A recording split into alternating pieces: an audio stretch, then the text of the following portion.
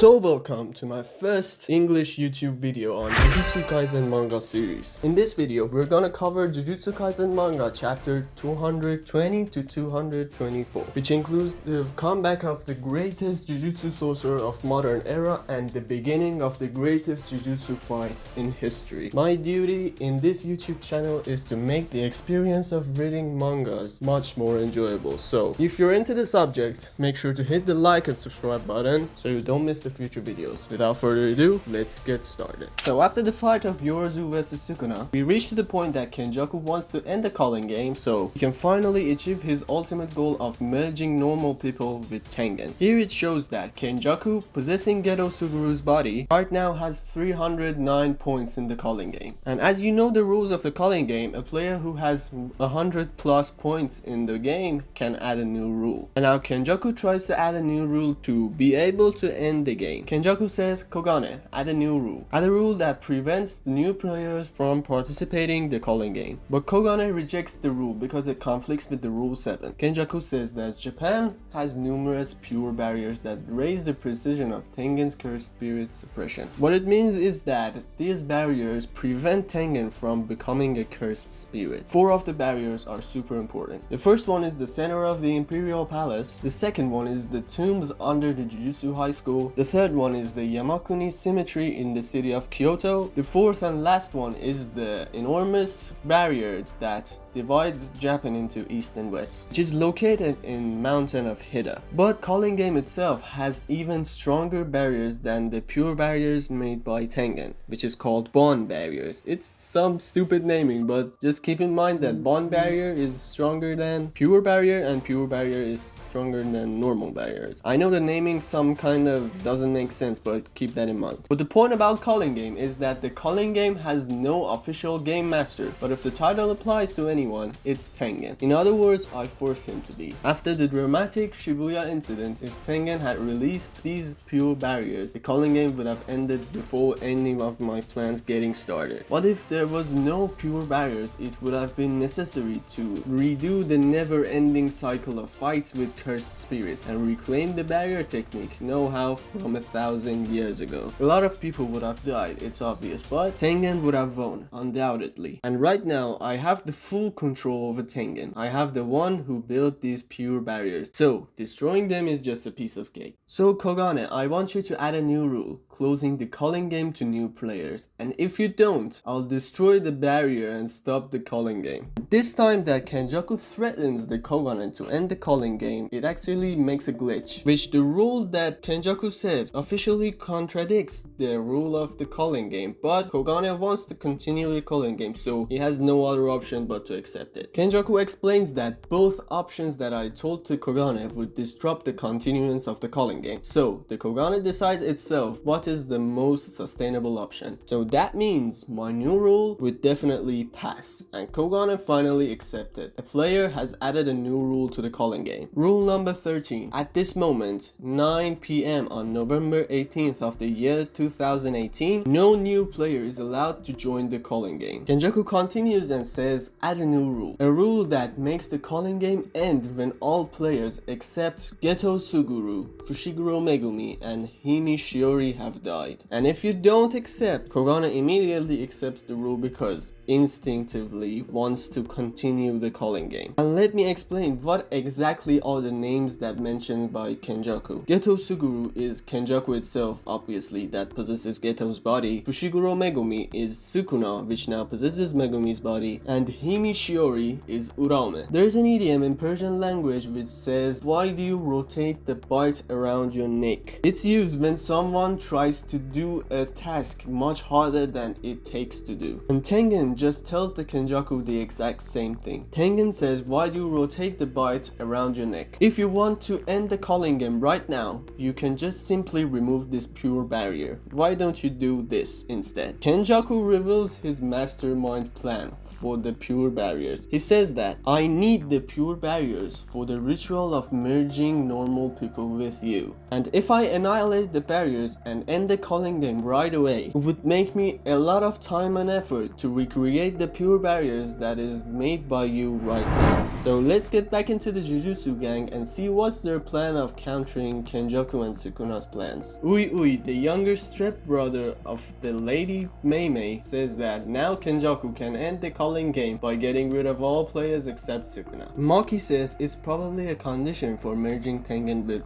normal people. Ui says it's simpler this way, so there's no need to worry over complications while fighting. And Maki says, to be clear, in order to win, we just need to defeat Kenjaku and Sukuna. And Ui says it's much harder than the thing you're saying. You're saying like it's something you do on a day-to-day basis, you know. Maki says, I know it would be difficult, but Gojo is gonna come back. In the next panel, we see how Sukuna slashes through the Kurusu's body. After she fallen off from the building, Rin Amai, the student classmate of Itadori Yuji, came to her and healed her with reverse curse technique. With the help of Takabat, they take Kurusu to the hospital with Shoko is there. Shoko says that Kurusu is not in a condition to continue fighting. Just in case that you forgot who Shoko is actually the third part of Gojo, Geto, Shoko triangle. And she was a classmate of Gojo and Geto in Jujutsu High back then when they were a teenager. And now she's an expert and very experienced person in the medical part of the Jujutsu Society. At this time, Yuta asks Angel that can it switch bodies like Sukuna with Kurusu or not. Angel responds, speaking from experience, it's not possible. A lot of Jujutsu sorcerers, including myself, accepted Kenjaku's invitation because we didn't know how can we become cursed objects after dying. And most of them at this moment they still don't know. But the disgraced one, aka Ryumen Sukuna, is very different. After experiencing it once, he may have learned how to divide his soul as a cursed spirit. As you know, Sukuna divided his soul into 20 fingers, which is a cursed object. But our work ends when we undo the Gojo Satoru's seal. Kurusu then asks Angel what happens to Megumi after this, and Angel responds with silence. Rin Amai, talking to Itadori Yuji, says that I used to hate myself for always hiding in the back of stronger guys. In fact, it was like I was playing a rhythm game. I'd wait for the perfect timing and tell them what they exactly wanted to hear. I don't know, but I had such a cowardly, stupid talent. If you remember that, Rin Amai speaks about the time that Itadori Yuji beat the shit out of his bully classmates. Rin Amai says after that incident, those bullies kicked my ass because I ran away scared, leaving them to fight you. It was the same case in the calling game too. That's why I surrounded myself with stronger players. I wanted to change, I wanted to fight alongside you, but to be honest, I didn't have the balls to do so. What I probably don't have is pride. That's all. Anyway, I wanted to say I'm sorry to you. Itadori responds that, Rin Amai, I don't know much about you, but the only thing I know that you saved Kurusu. And I'm pretty grateful for it because we still have a chance. Rin says, wait, I've heard what is happening. Can you still fight? Sukuna isn't inside your body anymore. Itadori says, it doesn't matter. He never helped me anyway. Shoko says that I'm now like a cursed object possessing a fraction of Sukuna's cursed energy. Besides, I am willing to do literally anything to beat the shit out of that creep. Every person in the Jujutsu gang gathers together and Yuji says to them, I have some ideas for helping and actually saving Megumi. Maki says, me too, but at first we need to defeat and actually deactivate Sukuna. Choso just gives Yuji a piece of book. Yuji asks, what is this? Choso replies, record of soul research that Tsukumo Yuki left along with the back of the prison rail. It's actually a report that Yuki and Choso and Tengen created, which explains about the nature of cursed spirit and things Itadori Yuji could learn that makes him improve his jujutsu skills. Yuji says, thanks, it must be helpful. Choso says, don't worry about my brothers, they're all living inside you. In the next panel, Shoko remembers the time Gojo was telling him what he wanted to do after the graduation. Gojo said, I want to gather a strong and intelligent group. I actually don't want to leave anyone alone. Shoko says that, I was in love with one of you guys. That is something that wouldn't ever happen even if the world had been turned upside down. But who's alone right now? You idiot. I was there all along with you. There are a bunch of monsters here waiting for your return. So whether you like it or not, it's time to make a comeback. Gojo. In the next chapter, it shows that Takaba and Itadori Yuji put the prison realm on a table in front of Kurusu. And Angel says, hold on a second, you plan to unseal Gojo Satoru right here? Yuji says, yes, is it a bad idea? Angel says, well, that's not good enough for a welcome party. Takaba says, so what should we do? Do you want me to decorate all the room with origami papers? And Angel says, no, that's not what I mean. The concept of time in prison realm is much different from what we see in this world, meaning that you can't die from things like hunger or old age, although a person can choose to kill themselves. For us, it's just 90 days since the Shibuya incident, but we have no idea how much time has passed for Gojo. For him, it might feel like a moment, or it could be like he's been alone for more than a century. That's why I'm worried about his state of mind. No doubt that he is the strongest sorcerer of our generation, right? Shoko comes and agrees with Angel and says, depending on his mental state, it could be dangerous to unseal him in this space. So the solution is that the Jujutsu gang goes to a training ground in Jujutsu High School, actually the training ground number 4, which name is Saitama Prefecture. They put the back of the prison realm in the middle of the training ground, and every sorcerer takes a shelter right behind a stone or a wall or something like that. And everyone is waiting for Angel to do her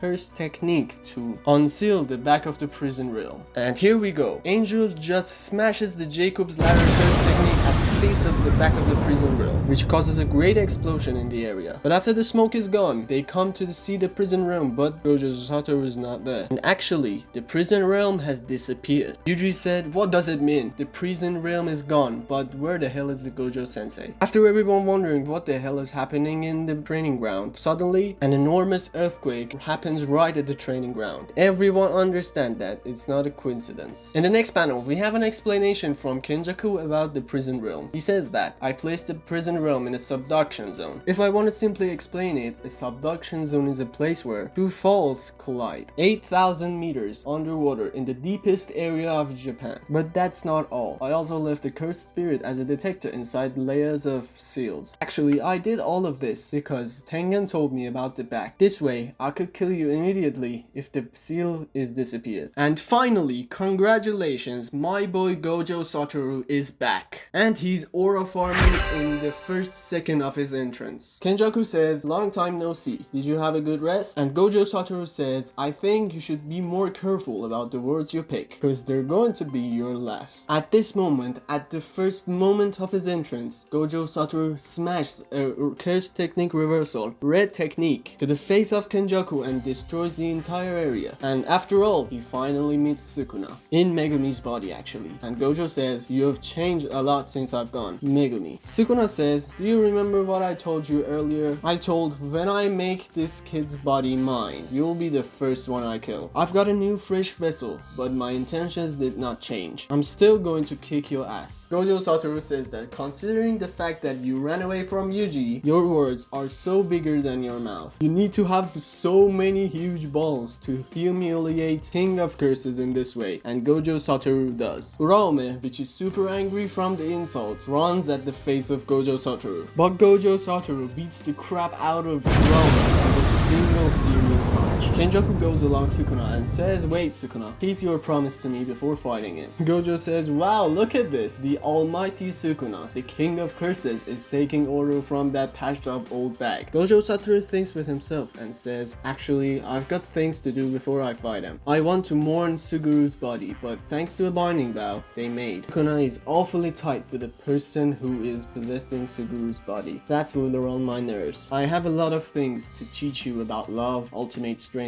and the solitude it brings with itself. And Sukuna says, well, what's the date? Kenjaku says, November 19th. But Gojo says, what say we do this on December 24th? Kenjaku says, oh wow, how romantic. You really want to make plans on Christmas Eve? Gojo Satoru says, well, that's not the case. I want to kill the both of you at the anniversary of Geto Suguru. Kenjaku says, where does this amount of confidence come from? You really don't expect to lose? At this moment, we get a flashback from Gojo and Itadori when Itadori just entered the Jujutsu High. Yuji asks Gojo, is he stronger than you, sensei? Gojo says, it's a good question. If Sukuna regains all his power, he might cause me a little trouble. Yuji asks, what, would you lose? Gojo says, nah.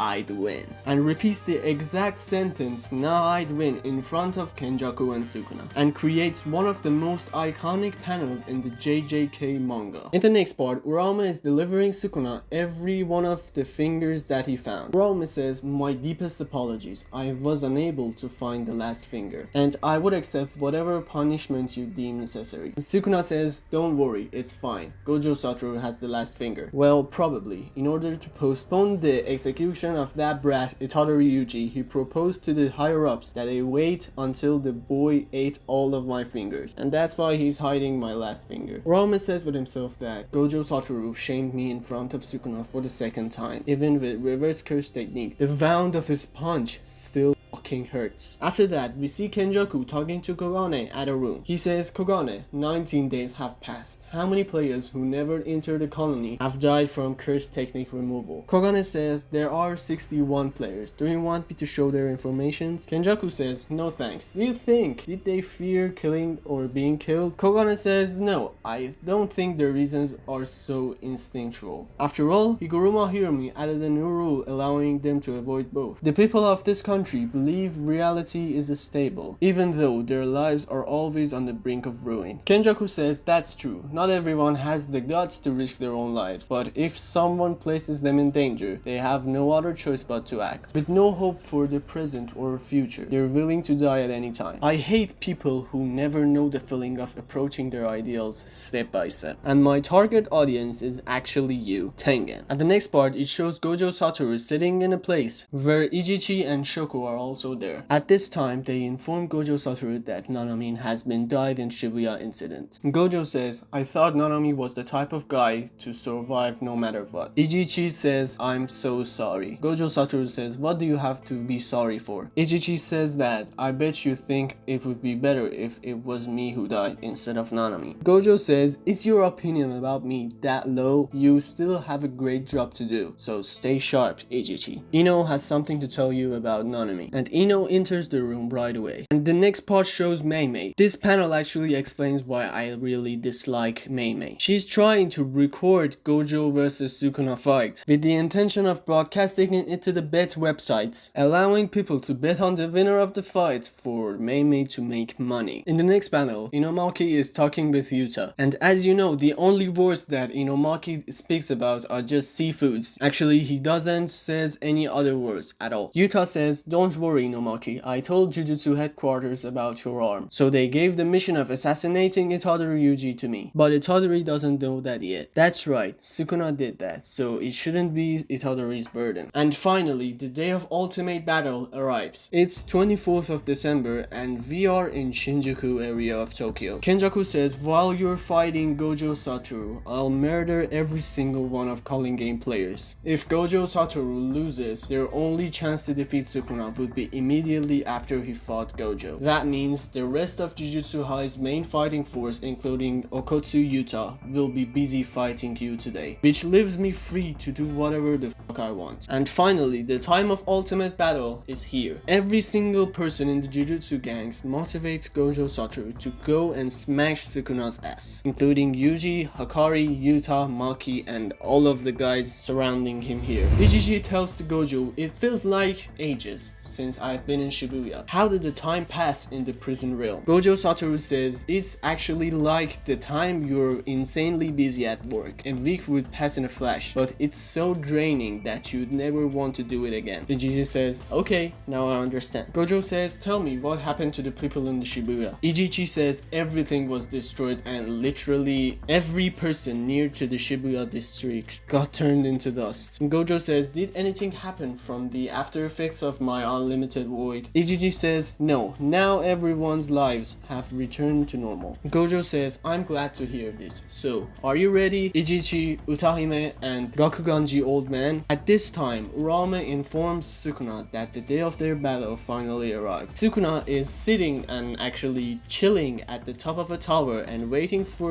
Gojo to do the first move. He sees that there is another huge tower across the city that red and blue hollows are turning around together. There is also a flashback about Gojo Satoru talking to Gakuganji Old Man, saying he's the one who killed Principal Yaga. Gakuganji asks Gojo, "Tell me why. Why wasn't isn't there a curse placed on me? Gojo answers, no reason other than I know you through the principal. And the only reason that higher ups had the guts to order you to kill Principal Yaga was that I've gotten sealed. So who am I to criticize then? Didn't he say anything at his last moment? Gakuganji says, he said cursed corpses. There is actually a way to create them. Gojo Satoru laughs and says, huh, it seems like you old fart can also change, huh? Actually, Panda's secret is a special grade case. Before, you would have definitely told your superiors before telling to me. But at this time, Gojo Satoru does not know that all of the Jujutsu headquarters are massacred by Kenjaku and the only one left is Gakuganji. Back to the time, Gojo and Ijichi going to the top of the tower. Ijichi says, why do you want me to do it? Definitely there are a lot of people who have better barrier techniques than me. And Gojo says, you seriously don't get it? You are now the person I trust more than anyone. That's why. Now the two of them get ready to do the first move of the fight. Gakuganji says with himself that I'm someone who fled, someone who didn't have the courage to flee, someone who was given the chance to flee. Despite that, the strongest sorcerer says I'm trustworthy. So I need to put my 100% on the board. Right at this moment, Ijichi creates a barrier around Gojo Satoru. And then Utahime enters the game. Utahime's curse technique is solo forbidden area. But what it does actually, it temporarily amplifies the total cursed energy amount and output of any target sorcerer that is within its range. And the technique can also include Utahime herself. Actually, Utahime is here to temporarily amplify the amount of Gojo Satoru cursed energy and the effectiveness of his curse technique. Here, Utahime, Gakuganji, and Ijichi are all united to help Gojo to make a decisive move at the beginning of the fight. The greatest sorcerer of the modern era is going to get challenged by the greatest sorcerer in history. And the first move determines which one of them are the challenger. And this is where my profile picture actually happens. This is one of the best parts of entire Jujutsu Kaisen manga. In my opinion, it's the best one, actually. Here we go. Gojo Satoru says, 9 ropes,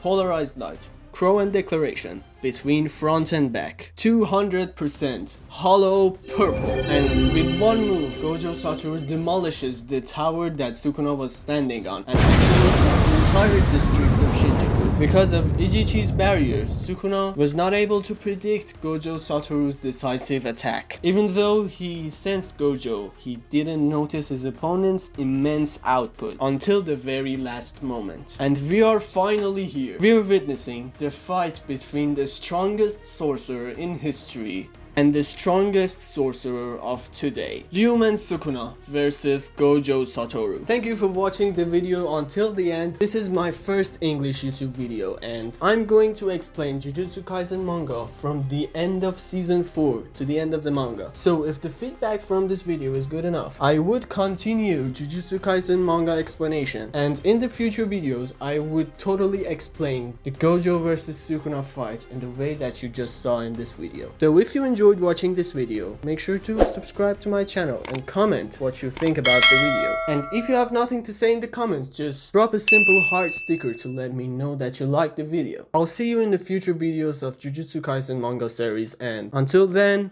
peace out.